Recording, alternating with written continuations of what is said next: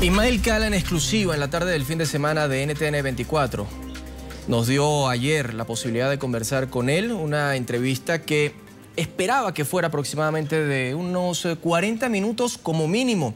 Lamentablemente su apretada agenda en Bogotá, Colombia, impidió que esta entrevista saliera ayer en directo, impidió además que fuera tan larga, pero igual la grabamos. Y aquí se las vamos a presentar, una entrevista donde se le preguntó sobre su libro El Poder de Escuchar, pero también por primera vez, y así lo hizo saber, se le preguntó y se logró obtener respuesta alguna sobre su impasse con la fiscal general de Venezuela, Luisa Ortega Díaz, el voto de censura, por llamarlo de alguna manera, que impuso la Asamblea Nacional en su contra, y sobre lo que viene ocurriendo no solamente en Venezuela, sino también en Cuba y en el resto de Latinoamérica. Aquí la entrevista con Ismael Cala. Muy buenas tardes, bienvenidos a la tarde del fin de semana de NTN 24. En esta oportunidad un papel bastante difícil porque es entrevistar a alguien que normalmente entrevista y uno no sabe qué es más difícil, si ser entrevistado o entrevistar, pero a eso le agrego que es más difícil entrevistar a alguien que además entrevista y que es reconocido a nivel internacional por sus entrevistas y la calidad de ellas. No, bienvenido. Bienvenido tú también, porque mira, es verdad, como tú dices, es un cambio de roles, sí. Pero no dejo de darte la razón. A mí me ha tocado también entrevistar a entrevistadores y yo digo, wow, qué complicado, ¿no? Cambiar así de rol con alguien que se dedica también profesionalmente a hacerlo. Pero conversemos. Al final, cuando uno ve el punto de vista de una conversación más que una entrevista, bajan tus expectativas, al menos las mías también, te sale todo más orgánico, más fluido y al final eso es lo que uno quiere disfrutar, una conversación. Así es, y en esa conversación bastante informal que queremos hacer en este momento en NTN 24, que además Cala, como todos ustedes saben, es de CNN en español, que para muchos, frente a las pantallas, frente a los micrófonos, pueden pensar, es que son competencia. ¿Cómo es posible que esté NTN 24, por ejemplo, y CNN sentados en una misma silla? Pero yo le agregaría que en este momento, cuando hablamos incluso de derechos humanos, cuando hablamos de libertad de expresión tan golpeada en muchos países de América Latina, pareciera que más allá de una competencia existe una unidad. Somos hermanos. Yo acabo de tener a Claudia Urizati, la directora de ustedes. Aidania Chirinos. Aidania también estuvo en mi programa en Miami. O sea que yo creo en eso, en que tenemos una misión de informar, una misión de comunicar, una misión de ser agentes también sociales, porque para eso existen los medios de comunicación. Y la verdad que qué bueno, ¿no? Qué bueno que exista esta oportunidad, porque en muchos medios sí hay eso de que, tú no puedes ir a tal medio, son competencia. Aunque vayas a promocionar un libro, dicen, no, apareces en tal pantalla. Mediocridad. Al fin, todo eso se resume en una única palabra. ¿Y crees, Ismael, que como dicen normalmente en la calle, que tras las crisis salen grandes oportunidades? Tal vez en la crisis, por ejemplo, en el caso de Venezuela, libertad de expresión, en el caso de Ecuador, en el caso de Bolivia, que te tocó además vivirlo frente al presidente Evo Morales, se presta precisamente a buscar no esa competencia, sino la unidad y buscar no solamente informar, sino comunicar. Yo creo que sí, creo que el periodismo vive uno de los momentos difíciles de su historia, redes sociales que lo ha hecho mucho más complicado, porque por un lado nos da el beneficio de tener una pluralidad de fuentes que antes no existía, pero por otro lado nos obliga a una fiscalización y verificación de esas fuentes que también debe ser muy rigurosa, porque no sabes dónde se sembró una campaña de descrédito con todo propósito, no sabes qué foto no es de hoy, sino tomada hace 5 años, y no sabes entonces distinguir entre realidad y fantasía cuando tú no estás en el lugar de los hechos y puedes tú ser protagonista también y testigo.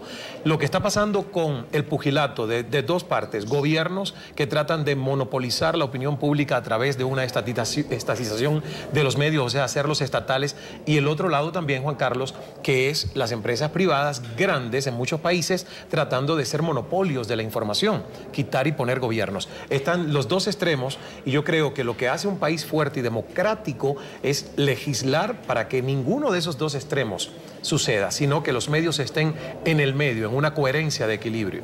Y en esa mitad, a veces yo he dicho, cuando me preguntan, que uno de los grandes problemas tal vez en el caso venezolano y en el caso de la mayoría de los países es que los gobiernos se dedican a trabajar, supuestamente, pero se dedican a hacer política sin preguntarse por qué hay una oposición, y la oposición se dedica a hacer oposición sin preguntarse por qué esa persona o ese gobierno sigue siendo gobierno.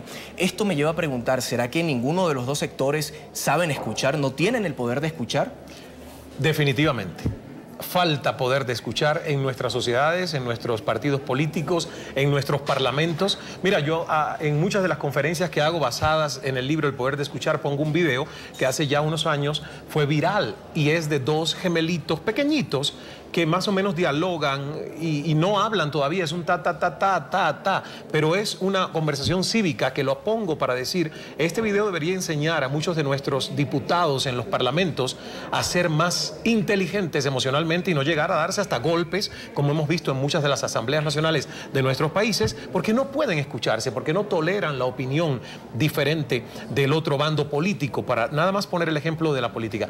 Pero el poder de escuchar es una herramienta que nos ayuda a todos en la vida. Es la oportunidad de crecer, es la oportunidad de hacernos preguntas de calidad, escuchar las respuestas y entender de dónde vienen nuestras creencias, la sintaxis mental, cómo elaboramos nuestro discurso, porque al final los seres humanos estamos haciendo lo que ahora yo estoy haciendo en este momento. No estoy aprendiendo, estoy recitándote toda esa verborrea que es mi discurso ya aprendido y que está en el disco duro. A no ser que yo me calle y empiece a escucharte a ti o a ver una película o a leer un buen libro, yo no voy a aprender. Yo voy a continuamente hablar y decir lo que ya sé. Y ahí radica el poder de escuchar. Tal vez, Ismael, en este momento los periodistas no nos dedicamos a escuchar, nos dedicamos solamente a informar, pero a informar a veces desde un lado sesgado, sin buscar ese punto medio que mencionabas anteriormente. Y a esto le digo, ha perdido el periodismo esa función social de la que todos nos estudiamos, porque mi título dice comunicador social, mención periodismo. Claro. Pero ¿qué es lo que estamos haciendo realmente si vamos a evaluar el continente en general en materia de periodismo, en materia de comunicación social y de libertad de expresión? Yo uso más el término ese que dice comunicador social, porque así también dice mi título, más que periodista, y creo que es un título mucho más amplio. El comunicador social puede ser periodista o no ser periodista. Un editorialista, que hay muchos, no necesariamente es el concepto del periodismo, digamos, neutro, objetivo, equilibrado que informa, sino el editorialista da opinión. Y está la otra tendencia también muy popular en América Latina, que es el activismo político a través del periodismo. Y que realmente yo, te digo sinceramente, no aplaudo eso. Si está desenmascarado y si alguien dice, sabemos que este programa representa las ideas de tal ideología o de tal partido, está muy bien. Pero en lo personal, para mí, viniendo de Cuba, habiendo tomado decisiones personales importantes de si estoy o no en comunión con el sistema ideológico de mi país, yo trato de que eso no afecte mi trabajo. Es muy difícil, porque la gente sabe que hay una historia personal, pero trato de que no suceda y de que no invada demasiado el terreno de nosotros poder escuchar, aunque no nos guste lo que nos estén diciendo. ¿Será eso lo que le pasó a la fiscal general de Venezuela? Mira, lo que pasó con la fiscal general de Venezuela es que yo escuché, porque la gente ve nada más los últimos 30 segundos o 40 segundos del video, claro, es que vivimos en eso, en la sociedad que lo único que quiere es el amarillismo, y ven ese último fragmentito de la entrevista. Yo le invito a la gente a que vea los casi 40 minutos de entrevista con la fiscal general, donde yo le escuché pacientemente. Hay los que quieren ahora hacer ver que agresión a una dama, que maltrato a la mujer venezolana, give me a break, como se dice en inglés, y dedíquense a ser productivos.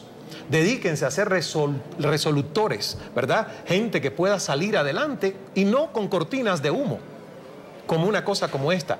En primer lugar, la fiscal general es una funcionaria pública, que con todo respeto yo lo único que le hice ver es que a cada pregunta que yo le hacía, la fiscal me decía, infórmate mejor, no sigues bien la realidad venezolana, lee la Constitución, te invito a un evento que voy a hacer muy pronto.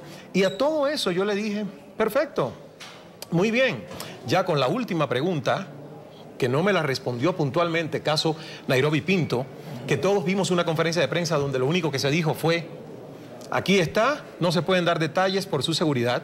Yo le pedí si ya se podía dar detalles. Y ella me dijo una vez más que yo estaba mal informado porque ya se habían dado los detalles en conferencia de prensa. Y ahí fue cuando yo le dije, no me vuelva a decir más desinformado. Contésteme puntualmente la pregunta y yo voy a estar feliz y contento, porque no soy un energúmeno, ni tampoco véame cara de estúpido. Tengo un equipo de producción detrás que produce, que investiga, que nos preocupa trabajar con rigor.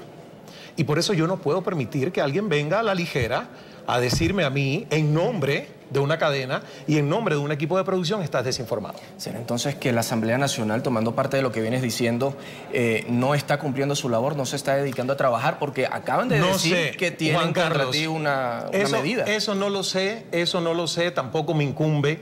meterme en lo que hace la Asamblea Nacional, no solo de Venezuela, sino de ningún país. Lo único que nunca hubiera imaginado es que yo fuera tema de debate cuando siento que hay muchas cosas importantes y trascendentales sucediendo en Venezuela para que una asamblea lo analice. Eso es una decisión de la asamblea, de apoyar en este caso a la fiscal, a la cual la han victimizado. Y mira, es parte, como te digo, de muchas cortinas de humo para distraer atención de verdaderos problemas que tiene el ciudadano. Olvidemos ideología, chavistas o no chavistas, problemas concretos. ¿Cuáles son esos problemas, Ismael? El desabastecimiento, los problemas de la inseguridad. No es una sensación de inseguridad, es problemas de inseguridad de los que la gente habla. Y el diálogo. Al final, el gran problema de Venezuela en este momento es eso que el presidente Maduro está tratando de lograr, ese diálogo de todos los sectores sociales, el poder de escuchar.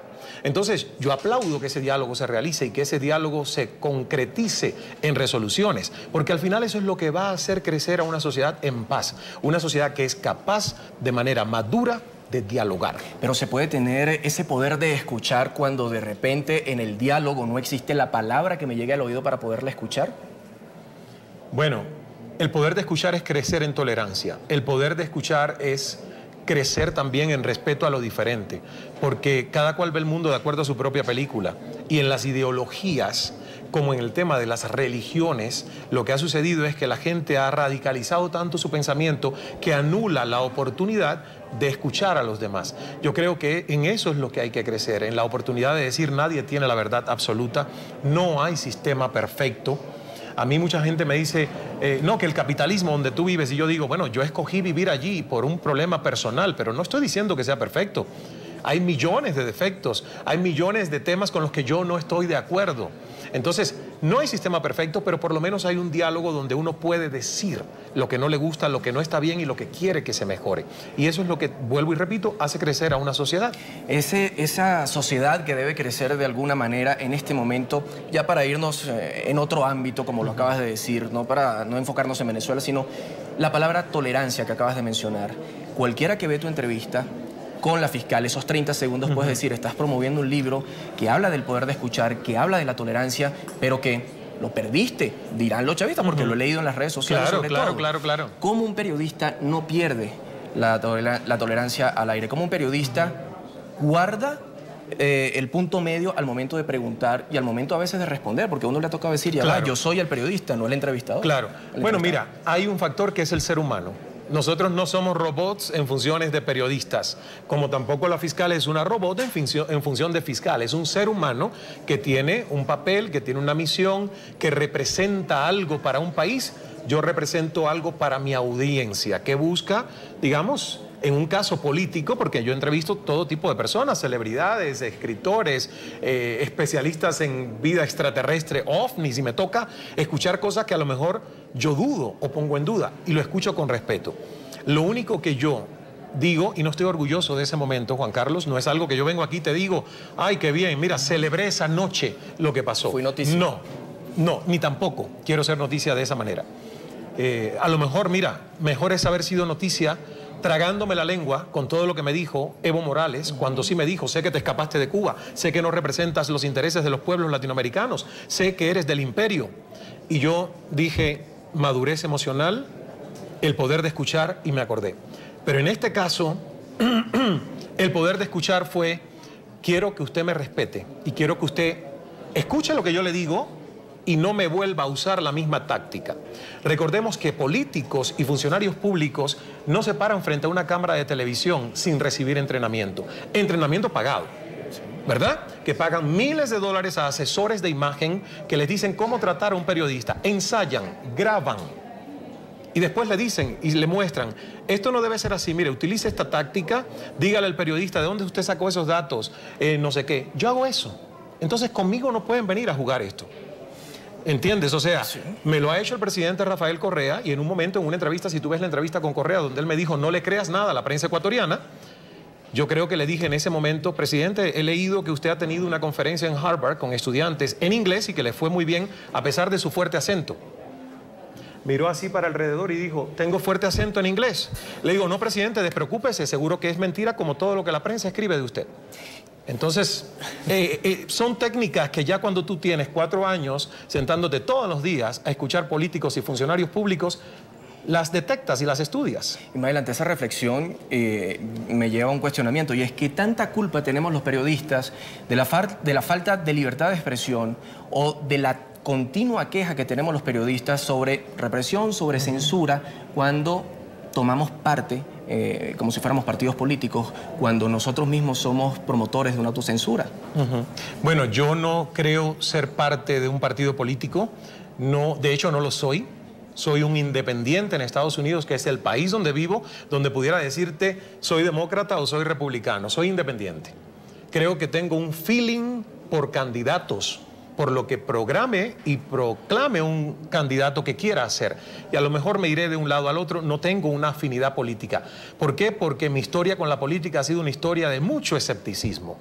A mí hay que convencerme realmente de que tú tienes un poder de servicio y una vocación de servir y no de servirte del poder.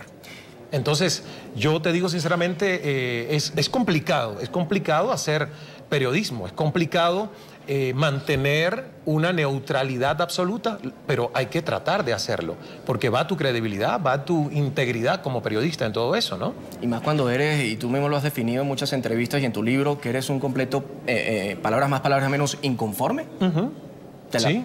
¿Qué busca una persona que es inconforme en el periodismo, en la entrevista y en la vida personal, y que te lleva a buscar que los demás entiendan cuál es el poder de escuchar y cómo se llega a él? La reinvención. Yo creo que el inconformismo saludable, porque hay un inconforme que tenga lo que tenga no es feliz. Yo soy feliz con lo que tengo, pero al mismo tiempo digo, ¿cómo me puedo reinventar? ¿Cómo puedo escuchar para que ese disco duro con esos softwares que están en mi cerebro no se queden así? Porque el mundo evoluciona y la tecnología evoluciona y el pensamiento de un ser humano debe evolucionar.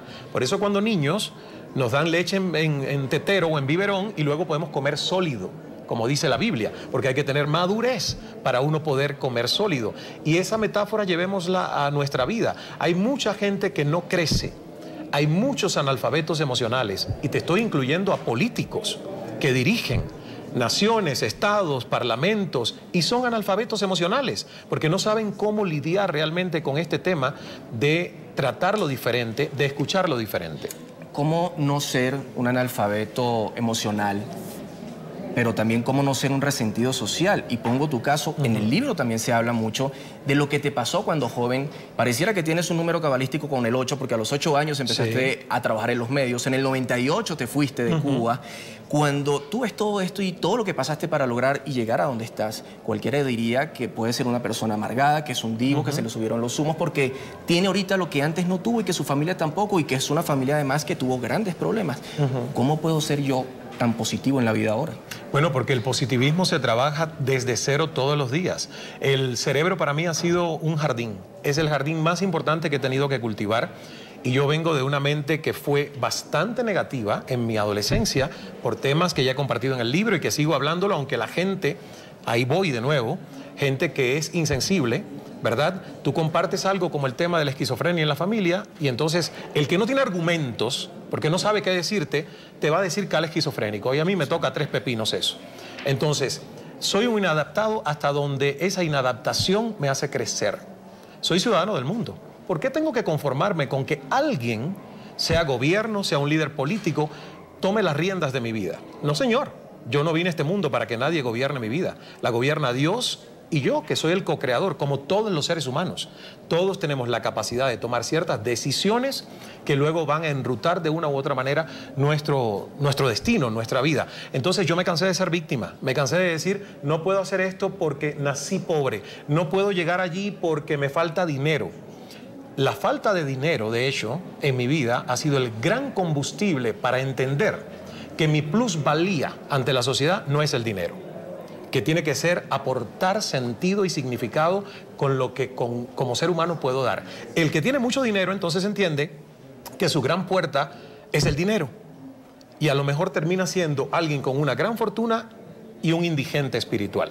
Entonces, a toda la vida hay que buscarle su lado positivo. El ser inadaptado social a mí me ha dado una gran ventaja competitiva con mucha otra gente que no crece, que se queda donde está, que se victimiza constantemente y que dice, claro que sí, soy así, mi papá fue así, entonces yo heredé el alcoholismo, me toca. ¿entiendes? Entonces hay que tomar 100% responsabilidad de tu vida, de lo que tienes. En este caso yo creo en Dios, no sé en qué cree cada gente, pero hay un complemento de tomar responsabilidad en nuestras vidas, si no, no vale de nada. Ya me están haciendo señas, voy a hacerte dos últimas preguntas. La primera de ellas sería precisamente, ¿qué es lo que puede pasar por la mente de una persona para cultivarse además? Si yo estoy tan prevenido, tan preocupado además por el qué dirán, ¿qué pasa si no sé escuchar? Pero ¿qué pasa también cuando sé escuchar y tengo el qué dirán en la pata del oído, como decimos en Venezuela? Ser cultos para ser libres, dijo José Martí, que es el héroe nacional de Cuba, alguien a quien yo respeto porque fue un genio en las artes, en las ideas, en la trinchera política. Ser cultos es no tener demasiada cultura de títulos acumulados y conocimientos almacenados como si nuestro cerebro fuera simplemente una caja fuerte. Ser cultos es cultivar nuestras emociones, porque al final nuestras emociones van a determinar impulsivamente la toma de decisiones. Y la toma de decisiones es lo que determina cómo nos va en la vida. Si tomamos buenas, malas o regulares decisiones, así viviremos en el futuro. Entonces, la única manera en que yo te puedo decir que a mí me ha funcionado es todos los días hacerme mejores preguntas. ¿Qué quiero? ¿Qué me hace feliz? ¿Hacia dónde voy? ¿Quién soy? ¿De dónde vengo? Porque esas son preguntas simples, pero que van cambiando su respuesta a medida que uno va creciendo en la búsqueda. Y eso es lo que es un ser humano, un ser espiritual. Ismael, cuando termino las entrevistas, me gusta dar una palabra o una frase para que, por favor, ojalá me la respondas en una palabra o en una frase. Y la primera de ellas sería el poder de escuchar. Escalar al éxito. Libro. Manuscrito es Biblia. Biblia. Guía de vida. Diosdado Cabello. Diosdado Cabello. Asamblea Nacional de Venezuela. Luis Ortega Díaz. Fiscal General de Venezuela. Toda una dama. Creo que es mamá. Entonces, aprovechando que hoy es el Día de las Madres, un saludo a la Fiscal General de Venezuela, la señora Luisa Ortega Díaz. Es el Día de las Madres. Con todo respeto, espero que lo esté pasando en familia y que usted no se tome las cosas personal, tal como lo ha dicho. Nicolás Maduro. Nicolás Maduro. Moros. Fíjate que es una historia de vida interesante. Yo conocí a Nicolás Maduro cuando era canciller en Cartagena, Cumbre de las Américas. Ahí estuvimos. Me pediste una palabra nada más, pero te hago la historia. Sí. Y conversamos 4 o yo creo que fueron 5 frases que intercambiamos. Y le pedí una entrevista en ese momento como canciller, nunca se realizó. Ahora como presidente lo hemos intentado, tampoco se ha realizado. Es una historia de vida interesante. Juan Manuel Santos. Diplomacia. Oscar Iván Zuluaga. Uribismo. Álvaro Uribe Vélez. Un gladiador. Cuba. Un caimán adormecido. Fidel Castro. Wow. Poder. Raúl Castro. Raúl Castro. Yo te diría que es la palabra que mejor lo define es hermano. Guantánamo. Guantánamo. Es el lugar de donde nació la Guantanamera, que es la canción más famosa de Cuba. Embargo. Obsoleto. Barack Obama. Barack Obama. Es un paradigma roto para Estados Unidos. Leopoldo López.